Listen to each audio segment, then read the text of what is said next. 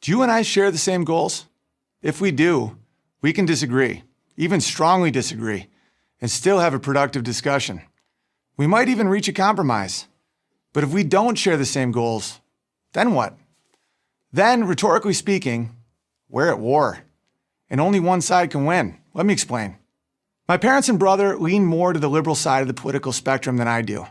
We argue, we slightly nudge each other, we change opinions a little bit, and then we go back to Scrabble. They were very upset when President Trump withdrew from the Paris Climate Accords. I was happy. We argued about it, but it was all good because we share the same goals. We all want clean air and water for our children. We all want to develop clean energy. We want America's economy to prosper. We want to be less reliant on fossil fuels. I thought the Accords were a bad deal for America.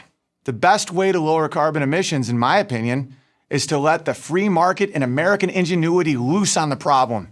They, in contrast, think the government needs to step in, fund the research, and keep the corporations in line. Doesn't matter, because we have the same goal, a healthy planet.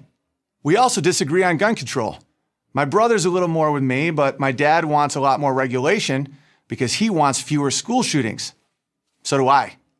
So does my brother.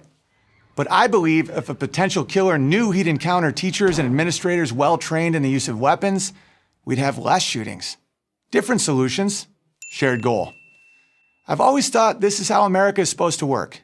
Liberals and conservatives respectfully arguing over the best solution to a shared goal. But now there's a third party in the game, the left. And they're changing the rules. When I was growing up, the left was on the fringe, but now they've moved into the mainstream. They've pretty much taken over our educational system. They're in the media, in corporate HR departments, and more, sad to say, in the Democratic Party. The left doesn't share the same goals that liberals and conservatives do. They have a whole different set of goals. Let me give you some examples. Raising kids without a gender identity or encouraging them to question their sexual identity. This to me is a form of child abuse. I don't care who's doing it, parents, teachers, doctors. Their goal is not my goal. Here's another one. Demonizing white people and males for the world's problems is not part of my value system. There is no shared goal in that. I believe in merit and character over race.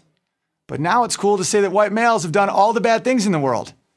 I have 2 little boys. I get angry just thinking about people telling them they're responsible for racism and sexism.